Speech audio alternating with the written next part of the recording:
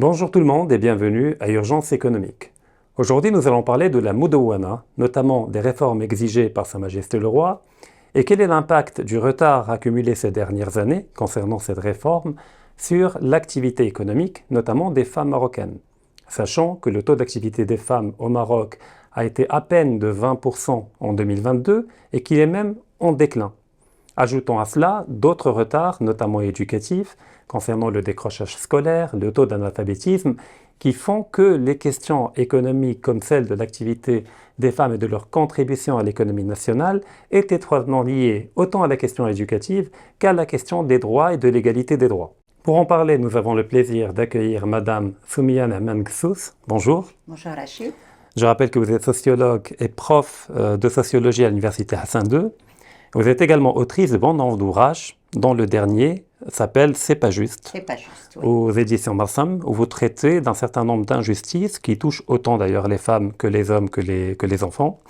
Donc j'invite les gens à le découvrir et vous écrivez de manière hebdomadaire une chronique pour ceux qui voudraient vous suivre dans le 360. Exact. En tout cas, merci d'avoir accepté notre invitation. Merci à vous. Alors, j'ai évoqué en introduction un chiffre majeur et terrifiant. Le taux d'activité des femmes au Maroc, dans un pays qui se situe dans la région MENA, qui prétend un développement économique rapide et au statut de pays émergent, qui se retrouve avec à peine 20%, même un peu moins, 19,8% si on veut être exact, des femmes qui contribuent à l'économie nationale. Peut-on établir un lien entre ce chiffre-là et un ensemble de droits entre guillemets bafoués, notamment en raison du retard cumulé en termes de réformes. Parce que je rappelle que la Moudawana de 2004 a permis au Maroc de faire un saut qualitatif. Mais si on ne met pas à jour de manière régulière par des réformes, on finit par accumuler des retards. Qu'est-ce que vous en pensez? Alors, ce que j'en pense d'abord, quand vous dites 20% seulement de femmes, c'est-à-dire une femme sur 5, une Marocaine sur 5 qui contribue à l'économie, je ne suis pas d'accord. Parce que ce chiffre ne tient pas compte de tout ce qui est travail informel. Même si officiellement on dit oui, on a recensé. Or, c'est faux. Quand on est dans l'informel, on ne le crie pas sur tous les toits. Il y a énormément de métiers que font les femmes. Elles ont une activité économique dense qui n'est pas du tout considérée comme un travail. Sans oublier le fait qu'aujourd'hui, à travers Internet, vous avez même des femmes qui sont à peine lettrées, qui vont utiliser l'outil Internet pour commercialiser certains objets, qu'elles produisent elles-mêmes, ou alors de la pâtisserie, ou alors de la vente de différents objets à partir de chez elles. Donc, le 20%, moi, ne me satisfait pas du tout. Et ça, je voulais vous rattraper par rapport à ça. Beaucoup plus de femmes marocaines contribuent à l'économie sans être recensées. Maintenant, oui, on peut en parler longtemps. Qu'est-ce qui fait que toutes les femmes ne travaillent pas? Et ce qui est inquiétant, c'est qu'est-ce qui fait que les femmes diplômées ne travaillent pas? Vous savez que la majorité écrasante des femmes en emploi, aujourd'hui, ne sont pas qualifiées. C'est la majorité écrasante. Seuls 8% des femmes, aujourd'hui, ont un diplôme supérieur, c'est-à-dire universitaire, aujourd'hui. Le taux d'analphabétisme est inquiétant, mais ce que la population ne sait pas, le public ne sait pas, c'est que quand on parle du taux d'analphabétisme, on ne parle que de la population féminine âgée de 10 ans et plus, où effectivement près de la moitié est analphabète ou à peine lettré. Mais ce qu'il faut savoir, c'est qu'aujourd'hui, les moins de 10 ans sont pratiquement toutes scolarisées. Et c'est là le grand espoir. Avec ou sans la Moudawana, les efforts sont faits au Maroc, la société civile, l'État, etc., pour généraliser l'enseignement. Donc il faudra attendre la relève générationnelle de ceux qui ont maintenant moins de 10 ans. Le jour où ils entreront dans le marché du travail, on aura une majorité de jeunes femmes alphabétisées. Très rapidement. Ça va se faire et très rapidement, d'autant qu'aujourd'hui, on assiste à la féminisation des effectifs au niveau des universités. Je ne sais pas si vous le savez, mais aujourd'hui, 57% des étudiantes qui sont inscrits dans des universités où il y a des examens à l'entrée ou des concours, 57% sont des femmes. Ça fait plus de la moitié. Quant aux universités qui ne demandent pas enfin, et d'écoles supérieures qui ne demandent pas de concours, ils sont à 5 sur dossier, elles sont 52%. Ça, sans compter le fait aussi que nous sommes une population très, très jeune. Quand on parle du taux d'occupation des femmes, il ne faut pas oublier que on est presque, enfin, la moitié des Marocains ont moins de 25 ans. Et des Marocaines. L'âge médian. Voilà, l'âge médian est très bas, ce qui fait qu'aujourd'hui, on assiste seulement à une femme sur 5 qui travaille. Mais ça mérite tout un débat, le pourquoi. J'aimerais juste revenir par rapport à la question de l'informel, parce qu'effectivement, il y a beaucoup de femmes et beaucoup d'hommes qui contribuent à l'économie nationale dans le secteur de l'informel. Oui. C'est même, je dirais, la majorité. Entre 70 et 80% de l'emploi au Maroc, c'est de l'informel. Oui. Ce qui est un vrai problème. Mais ce n'est pas le métier que je souhaiterais aux femmes marocaines autant qu'aux hommes marocains, parce qu'elles sont dans beaucoup de cas exploitées, elles n'ont pas de retraite, elles n'ont pas d'assurance maladie. Donc le but serait peut-être d'avoir un taux d'emploi formel de plus en plus important. Oui, c'est certain. Mais vous aviez raison de rappeler, le but n'est pas de nier le travail des femmes dans l'informel, mais de dire qu'on leur souhaiterait d'intégrer le formel. Il faudrait qu'elles soient qualifiées. Qui va vers l'informel? Oui. À part les femmes qui ont choisi par confort de travailler, de faire de la vente par Internet, comme j'ai dit, ou les youtubeuses qui brassent pas mal d'argent. Oui, ça c'est considéré comme l'informel. Mais à part ça, une femme qui est qualifiée, qui a un diplôme, ne va pas aller vers l'informel. Le problème, c'est ça. C'est ce que je disais, c'est que dans les 10 années à venir, nous allons avoir énormément, toute une masse de Marocaines diplômées qui vont être sur le marché de l'emploi. Donc, en principe, l'informel devrait diminuer. Maintenant, qu'est-ce qu'on leur offre comme emploi et dans quelles conditions? Parce qu'un des problèmes qui fait que les femmes ne travaillent pas aujourd'hui, celles qui sont diplômées, une grande part des femmes qui sont diplômées, c'est qu'elles sont modernes, et elles vivent dans un Maroc qui n'a pas encore totalement évolué de la même façon qu'elles. C'est-à-dire, des exemples, si vous C'est-à-dire qu'une femme aujourd'hui qui va... vous savez, aujourd'hui, on assiste à une nucléarisation des familles. Oui. Avant, un couple qui avait des enfants vivait avec la famille dans le sens large du terme. Ménage complexe avec des horizontales.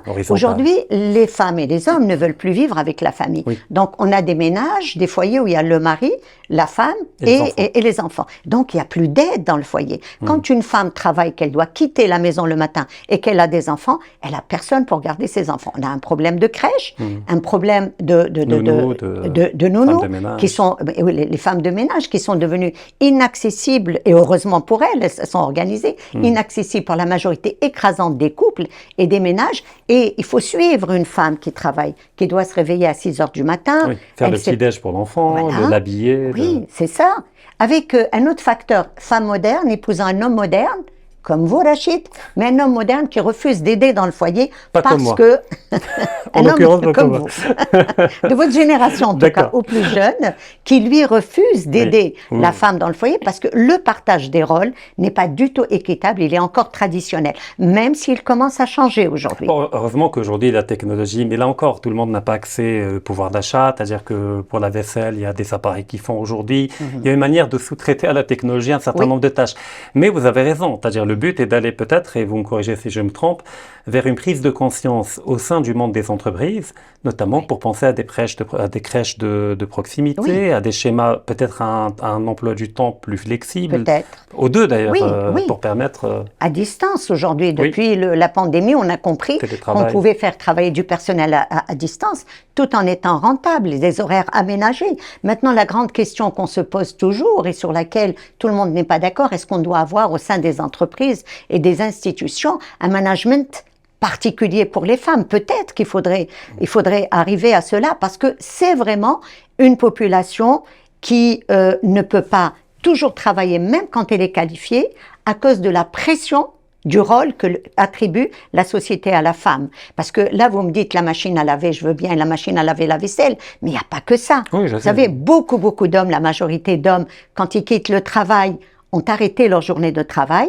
La majorité écrasante des femmes, quand elles quittent le travail, commencent une autre journée. Sans compter que travailler aussi, c'est se déplacer, c'est pouvoir payer son repas à midi. Ça demande des frais particuliers. Avec des salaires qui ne sont pas toujours élevés.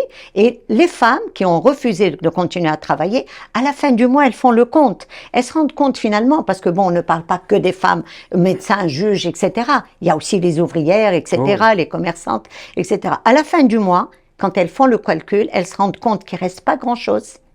et que ça vaut pas le coup de vivre ce stress qui se répercute sur les enfants, sur la vie conjugale et sur la santé morale et physique de la mère elle-même. D'ailleurs, c'est l'argument de certains conservateurs qui disent, bah, finalement, vous voyez, la femme doit rester à la maison et doit prendre soin des enfants. C'est facile. Non, non, je dis comment Oui, ils récupèrent, oui, comment ils récupèrent une réalité qui est factuelle, oui. mais au lieu de trouver une solution de compromis, eh ben, ils cherchent Exact. plutôt à ramener toutes les femmes à la maison. Oui, complètement. On peut lui faciliter la tâche. Faciliter la tâche, c'est d'abord faire en sorte que cette pression sociale ne s'exerce plus sur elle. Oui. Et ça n'a rien à voir avec le code de la famille. C'est culturel. Ça n'a rien à voir avec... D'accord. On peut avoir aujourd'hui le code de la famille le plus moderne, le plus osé. On n'arrivera pas encore à enlever de la tête de beaucoup d'hommes marocains que faire la vaisselle ou les jfafa à la maison ne diminue en rien sa dignité. Et qu'au contraire, pour avoir un foyer équilibré, l'homme, et avoir une vie conjugale équilibrée, le partage des rôles doit être plus équitable. Et cela permet-il d'expliquer peut-être en partie le retard de l'âge de procréation? C'est-à-dire que les femmes décident pour des raisons de carrière d'avoir un enfant plus tard. Oui, d'accord. Oui, c'est sûr, parce qu'il y a d'abord la scolarité qui fait qu'on va retarder. Ça coûte cher en plus. Ça coûte cher, on va retarder d'abord le mariage. Aujourd'hui, le mariage est presque à 27 ans, l'âge moyen pour les femmes. Pour les hommes, il est 30. Ouais. Pour les femmes. Oui, pour les femmes 27, pour les hommes de 30. 31 à peu près. Ouais. Aujourd'hui, les hommes également prennent plus de temps avant de décider d'aller vers le mariage. Et bon, on a tendance à dire oui, c'est un choix. Non, ce n'est pas un choix. Aujourd'hui, quand on fait des enquêtes, même auprès des célibataires, sur l'âge idéal du mariage, on vous dit « je ne me marierai quand je serai prêt ». Et je serai prêt, très souvent, vous avez des jeunes hommes, surtout, qui vous disent « je me marierai quand j'aurai assez d'argent pour scolariser mes enfants ». Donc c'est une démarche patrimoniale. Oui, mais tu n'en as pas encore eu d'enfants. Oui. T'as pas encore. Mais déjà, vous voyez le problème, l'angoisse de la scolarité des enfants, il est là chez les célibataires qui ont 23, 24, 25 ans. Et chez les filles, c'est pareil. Aujourd'hui, il y a un autre élément, c'est que les femmes veulent choisir les hommes. Elles ont un idéal d'homme. Elles se marient plus seulement comme ça. Oui. Aujourd'hui, la femme stora toute seule. Elle devient exigeante. Voilà, elle a un genre, un type d'homme qui commence par le respect, qui commence par la concertation, etc. Et l'homme aussi, il a un type. Et c'est des facteurs, en plus du facteur économique, qui fait que l'âge du mariage recule et que une femme qui est mariée aujourd'hui va retarder effectivement la venue ou la première grossesse, parce que elle a envie déjà d'être stable économiquement, le couple, de façon générale. Et la fécondité diminue naturellement. On va vers le taux de remplacement. On y est déjà quasiment. Presque. À 2,3, 2,2. Oui, on y est presque. Tout à fait. Oui. Alors maintenant, dans quelle mesure la réforme de la Mudouwana permettrait-elle d'améliorer la situation pour les... Alors là encore, vous avez parfaitement raison, depuis le début, vous dites toujours le couple, les femmes, les hommes. Vous n'êtes pas dans une perspective d'opposer les deux, c'est-à-dire le but est que tout le monde aille bien, autant les hommes que les femmes. Oui. Et que les problèmes de mentalité se situent chez les hommes, en partie, mais également chez certaines femmes, qui des fois sont les premiers ennemis des femmes, parce que c'est elles qui éduquent les garçons, les futurs hommes. Oui. Donc si l'éducation est biaisée, elles transmettent toutes les tares culturelles qu'il s'agit de corriger. Parce qu'il y a du bon et du mauvais dans l'héritage culturel. Il faut filtrer. Alors, qu'est-ce qui, selon vous, est le plus urgent à réformer pour améliorer la situation? Oui, le mariage des mineurs d'abord. Une fille doit être scolarisée jusqu'à 18 ans. Quand on permet à des filles de se marier avant 18 ans, automatiquement, on l'a condamnée à la précarité. Elle pourra peut-être se marier, mais elle ne sera jamais autonome. Premièrement, ça c'est un aspect très très important. Il y a d'autres problèmes dont on refuse de parler. Par exemple, je donnerai le fait que l'on n'attribue pas la possibilité du test ADN d'une fille quand elle est enceinte. Quand une fille est enceinte et qu'elle dit c'est lui le père biologique potentiel, la loi ne lui donne pas la possibilité d'accéder à ce test ADN. Et ça pose un grand problème, même quand le père est désigné, biologique est désigné. Je prends le cas de la petite Sana qui a été violée par 3 hommes et elle a eu son enfant à 13 ans. Le père est désigné par test biologique, par test ADN. Il est emprisonné. Mais il n'y a aucune loi qui ne l'oblige à reconnaître son enfant. Donc il y a la paternité, puis il y a la filiation paternelle, et puis il y a la filiation biologique qui n'est pas reconnue. Oui, alors vous allez me dire quel est le lien. Le lien, c'est qu'un enfant si on veut parler de l'islam, le Coran vous dit que l'enfant doit être entretenu par le père. Il n'y a pas d'équivoque ici, c'est clair et net dans le Coran. Que fait le père dans ce cas? Pourquoi la loi continue à produire des citoyens, deux citoyens différents, celui qui est naturel et celui, le bâtard, l'illégitime, etc. Une fille qui a enfanté, dont le père est connu, il doit absolument passer par un test ADN, reconnaître l'enfant. Pourquoi? Et assumer la responsabilité. Pourquoi? Parce qu'une fille qui se retrouve avec un enfant va être précaire, elle est chassée, elle va se retrouver dans la rue, elle va changer de ville, voilà. Elle Madani apparaît, ça va être un problème absolument, pour le déclarer. Elle peut même pas continuer, on va la chasser du travail et elle va se retrouver avec un enfant qu'elle va devoir entretenir elle toute seule alors que le père est connu. Tout à fait. Et donc on va fabriquer des citoyens. Elle est précaire, elle retransmet la précarité si elle a une fille, mais aussi si elle a un garçon qui va être le prochain homme précaire. Donc ça, c'est un des problèmes indirects, si vous voulez, que la réforme du Code de la famille peut gérer. Il y a autre chose aussi. Il y a un point très sensible, c'est celui de l'héritage. Et moi, je m'arrêterai seulement, on n'a pas le temps, à Tassib. Si vous pouvez juste rappeler pour nos spectateurs globalement. Ok, Tassib, c'est quoi? Ça vient de Assab, ça veut dire nerf viril. Tassib, c'est que après le décès du prophète, et ça c'est absolument pas le Coran, et je défie quiconque de me dire le contraire, après le décès du prophète, certains ulama, entre guillemets, ont décidé qu'une femme ne pouvait pas hériter seule.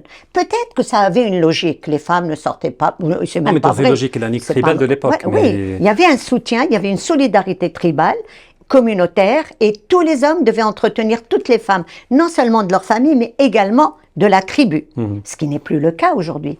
Aujourd'hui, nous travaillons, nous entretenons nous-mêmes nos foyers, etc. Le Coran dit ceci. Le Coran dit que chaque femme doit être entretenue par son mari, c'est clair et net. Maintenant, il y a des changements. Alors, Tassib vous dit quoi? Une femme ne peut pas hériter seule. Je donne un exemple d'un couple qui a 2 filles, 20 filles, 50 filles. S'il n'a pas un garçon de cœur, on va prendre le problème, le cas, l'épouse va décéder. Parce que ça touche pas seulement les femmes, ça touche également l'homme. L'épouse va décéder. Comme elle n'a pas eu de garçon, ses frères et sœurs vont être héritiers. Ils sont héritiers dans tout, même dans le tapis, dans la voiture ou la moto, la bicyclette. Ils sont héritiers dans les biens. Alors, qu'est-ce qui se passe? Le mort n'est pas encore, la morte n'est pas encore enterrée, que ses frères et sœurs viennent déjà voir le mari, le veuf, pour lui dire Parfois, on va prendre la clé de la chambre à coucher parce qu'on considère que c'est là-bas qu'il y a les biens, les bijoux, etc. Alors, imaginez un homme qui a perdu sa femme, qui se retrouve avec des orphelines et qui est déjà assailli par des vautours qui sont là pour partager même les fourchettes et les cuillères. Si c'est l'homme qui meurt, n'ayant pas laissé de garçon, c'est la même chose. Ses frères et sœurs. C'est combien? La moitié qui part C'est le quart qui part. Oui, mais pour les Agnas. Maintenant, imaginons que cette femme est décédée, qu'elle n'a pas laissé de frère, elle n'a pas de garçon. Donc, ses frères et sœurs sont héritiers. Mais si elle n'a pas de frère, qu'est-ce qui se passe? Elle n'a que des sœurs. Ses sœurs ne peuvent pas hériter sans homme. On va chercher l'oncle paternel. Admettons qu'il n'y ait plus d'oncle paternel. Pas les tantes, l'oncle. On va aller chercher les neveux par les frères. Donc le mâle le plus proche les neveux. S'il n'y a pas des neveux par le frère, on va aller chercher les cousins paternels. Vous savez, aujourd'hui, on peut avoir plusieurs cousins paternels répartis à travers le Maroc. On ne connaît pas nos cousins paternels tous. Et qu'est-ce qui va se passer? Cet héritage ne sera jamais partagé. Et ce qui est grave, c'est que, pour revenir au code de la famille, c'est que ces femmes qui se retrouvent, par exemple, si elle perd son mari, qu'il n'a pas de garçon, frères et sœurs vont venir hériter, eh ben, on lui bloque tout. Elle peut plus, le compte bancaire, si elle en a, on bloque la voiture, elle peut plus bouger. Pire que ça, et c'est là le lien avec la précarité. On prend au couple, ou au veuve ou à la veuve, le quart de ceux sur lesquels ils ont trimé toute leur vie. De quel droit mon frère va venir prendre ma part d'héritage? Celle de mes filles, mon frère, moi, ne m'a jamais ramené un dirham de nana, comme on dit, un dirham de menthe. De quel droit? J'aimerais qu'on m'explique aujourd'hui. On a des femmes juges, colonels, on a des femmes qui sont procureurs du roi, etc. Il y a des femmes comme moi.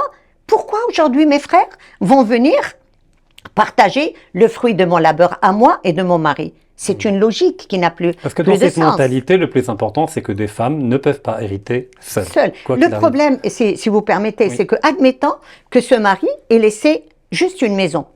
Les héritiers, frères et sœurs, donc, du mari ou de la femme, si c'est elle qui est décédée sans laisser de garçon, les héritiers vont venir demander leur part dans la maison. Si la maison n'est pas vendue, ils vont exiger la part du loyer. Vous imaginez un petit peu? usufruit. Oui. Sinon, ils vont déposer une plainte au tribunal. Il faut leur donner leur part.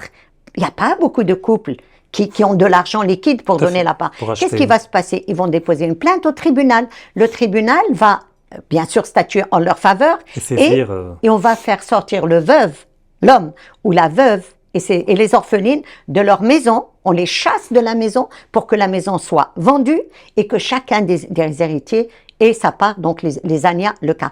Est-ce que c'est ça la protection que l'islam a ramenée à la femme? Je dis, il faut que les choses changent. Et donc, vous préconisez, j'imagine, de retourner à la logique testamentaire qui est coraniquement fondée. Mais oui, et qui le permet Coran aux est parents clair et de leur net. vivant de... Oui, le Coran est clair et net. Alors, il semblerait que ce soit un hadith du prophète rapporté par Tirmidhi et l'Akhiri, etc., où le prophète aurait dit que puisque le Coran a spécifié les parts, on n'a pas besoin de testament. Mais moi, En tout cas, limité au Vous- tiers, et pas pour un ou héritier, limite- pas pour quelqu'un qui hérite déjà. وصية لوارث. Pas de testament pour l'héritier potentiel. Mais moi, mon argent, c'est moi c'est moi qui trime pour l'obtenir. Mon patrimoine, je ne vois pas pourquoi on rentrerait. Le Coran, en tout cas, n'est pas entré entre moi et mon patrimoine. Pourquoi l'être humain le ferait par la suite? Pourquoi? D'accord. C'est quelque chose qui est vraiment insensé. On ne peut pas aujourd'hui permettre que l'Oasia ne se fasse pas. On doit pouvoir libérer cette Oasia. Si on considère qu'il n'y a que Dieu qui est sacré, que le reste des êtres humains ne sont pas sacrés, eh bien qu'on désacralise un petit peu tout ça et qu'on permette l'Oasia. Pire que ça, quand vous avez autour de moi, j'ai beaucoup de personnes qui me questionnent. Des personnes qui veulent, qui n'ont par exemple que des filles, ou qui veulent, qui ont des biens, ou une maison, un logement économique, qui veulent le transmettre à leurs enfants, à leurs filles, ou peut-être à part égale, parce que de plus en plus de couples font ça, ils Oui, ont un tout à garçon et une fille, ils se disent, bon, si jamais on meurt, bon, il va y avoir des problèmes, puisque les parents sont héritiers, bon, ça c'est une autre histoire. Donc, je vais inscrire de mon vivant... Voilà, je donne la moitié, la ok. même part à mes filles qu'à mes garçons, par exemple. Quand ils vont voir, par exemple, un frère qui leur dit voilà ce que je fais, le frère il dit que c'est péché. Vous n'avez pas le droit d'enlever aux héritiers le droit que Dieu leur a donné. Mais je dis stop. Aujourd'hui, moi, je suis vivante. J'ai des biens, j'ai un patrimoine. Et c'est pas Ça interdit commence- religieusement de donner Non, à ses enfants... Attendez, ça devient héritage quand moi je meurs. Tout à fait. Mais aujourd'hui, je peux vous le donner à vous si je veux. J'aimerais bien, mais... Non, c'est juste pour rire. Hein. Oui, Je peux le donner, je peux le délapider, en faire l'aumône. Je comprends. Je peux C'est même votre le bien, habso pour un animal. Et ça, c'est déjà fait. Oui. Alors, pourquoi ces fuqaha, ces pseudo-fuqaha, sont là pour terroriser la population et leur dire non, tu n'as pas le droit d'écrire ton bien à ta fille ou à ton fils parce que il faut le laisser aux héritiers, c'est le Coran. C'est pas le Coran du tout. Donc, D'ailleurs, là, on en vient à un point fondamental. Oui. Vous me tendez la perche. Est-ce que vous avez raison, parfaitement raison, quand vous dites qu'on aura beau avoir la plus belle Modawana du monde, Oui. s'il y a encore un problème au niveau des mentalités, voilà, ça sera peine perdue. De toute façon, on va trouver des moyens de contourner, de bloquer, Exactement. etc. Et quand vous parlez de certains, ulama entre mille guillemets, qui sabotent en quelque sorte un certain nombre de changements et de réformes, mais pas uniquement, même dans la société. Il y a un pan entier de la société qui adhère encore à un Oui. certain nombre de représentations de ce qu'est la tradition. Que faut-il faire sur ce volet des mentalités culturelles pour faire bouger les choses d'un côté comme de Ouais. l'autre, ou en tout cas pour avoir un débat équilibré, intelligent et subtil? il faudrait occuper déjà les réseaux sociaux parce qu'il y a juste une partie, un très grand déséquilibre.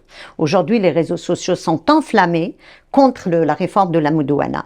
Et En ne sachant même pas ce qu'il y a là-dedans, je veux dire, c'est Même pas. pavlovien comme réflexe. Complètement, en ne sachant rien. Souvent, c'est des ignares. Quelques femmes aussi, c'est ça qui est grave.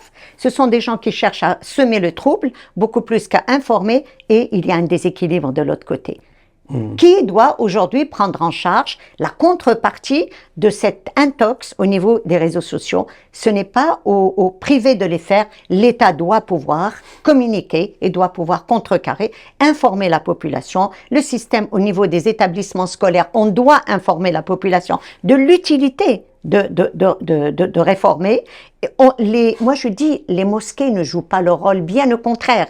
Les prêches du vendredi sont un obstacle pour la réforme du code de la famille et pour également l'évolution des mentalités. Parce qu'ils continuent dans leur obscurantisme réellement. Aujourd'hui, on doit relever et expliquer les paradoxes aux croyants et aux croyantes. Un des paradoxes, le plus important, c'est que le Coran dit que c'est l'homme qui doit entretenir la femme.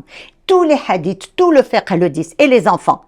Et aujourd'hui, vous avez l'islamiste le plus obscur qui vit de la sueur de sa mère, elle le fait vivre en travaillant, sa sœur, sa fille, son épouse, sans se dire que c'est haram. Pourquoi là ils se disent pas haram? Dieu a dit que c'est moi qui dois entretenir et que si je prends l'argent des femmes, de mon entourage, c'est haram. Vous voyez, c'est sur ces paradoxes-là qu'on doit travailler en disant, voilà, le monde a changé. Eh bien, s'il a changé, que toi, qui es islamiste ou là, sunnite, ce que vous voulez, qui te considères plus musulman que tous les musulmans, tu vis de l'argent des femmes, c'est que tu n'es pas dans l'orthodoxie. Ouais, je rappelle qu'il y a des pays comme la Turquie qui sont musulmans sunnites, ce qui les a pas empêchés de réformer, de changer les choses. La Tunisie, d'ailleurs, même de manière très précoce. C'est ça, et qu'on arrête d'utiliser le Coran pour des privilèges et des intérêts des hommes. Le Coran peut évoluer, les préceptes peuvent évoluer, et ils l'ont fait. On ne coupe plus la main du voleur, on ne lapide plus les adultères. Et j'ai énormément d'exemples que je peux citer. La loi œil pour œil, dent pour dent n'existe plus, etc. Donc, pourquoi on considère qu'on peut contextualiser pour certains aspects et pas quand ça concerne l'argent et l'intérêt et donc les droits des femmes? Donc, si j'ai bien compris, vous prônez une forme de cohérence globale, c'est-à-dire si on veut réellement changer les lois au niveau de la Moudawana, il faut changer également le discours religieux dans les prêches, le discours à la télé également, l'État doit être présent médiatiquement sur Internet, organiser des débats publics sur les chaînes nationales, et également au niveau de l'éducation probablement aussi, c'est-à-dire que les institutrices, instituteurs doivent jouer un rôle d'éveil précoce. Et les politiques, aujourd'hui, les politiques sont pratiquement silencieux. C'est un calcul électoral qu'ils font. Ils voient que la masse est plutôt du côté de ceux qui ne veulent pas changer, ils vont pas prendre de risques naturellement. Donc même le changement n'est pas à attendre de là. Non. Ils devraient, les politiques, nos politiques, devraient s'investir beaucoup plus, qu'ils soient clairs et nets sur leur position par rapport à ça. Et à la limite, on peut attendre ce discours des politiques qui n'ont rien à perdre, c'est-à-dire qu'ils n'ont qu'une chance de gagner. Bon, voilà, mais malheureusement, c'est pas de là que le changement viendra. Madame Ksous, merci infiniment d'avoir accepté notre invitation et d'avoir apporté tous ces éclairages et j'espère vous revoir prochainement. Inch'Allah. Et je rappelle à nos spectateurs, si vous pouvez leur rappeler le titre du livre et quel est l'intérêt de le découvrir? Le dernier livre chez Mersem, effectivement, c'est pas juste. C'est pas juste. C'est un recueil d'articles qui dénoncent les injustices dont sont victimes pas seulement les femmes. Moi, je m'inscris pas seulement dans une défense uniquement de femmes, parce que quand on parle de femmes, on parle de la famille, on parle du mari, on parle des enfants, etc. Et donc voilà, c'est un recueil d'articles qui dénoncent énormément d'injustices qui, j'espère, seront révisées par le prochain code de la famille. Avec le regard d'une sociologue avertie et au regard pointu. Et c'est pas juste, ça pourrait être le titre de cet épisode-là d'ailleurs. Par rapport au changement de la Moudawana. Exact. Donc je vous remercie de nous avoir suivis et vous donne comme d'habitude rendez-vous la semaine prochaine pour un nouvel épisode.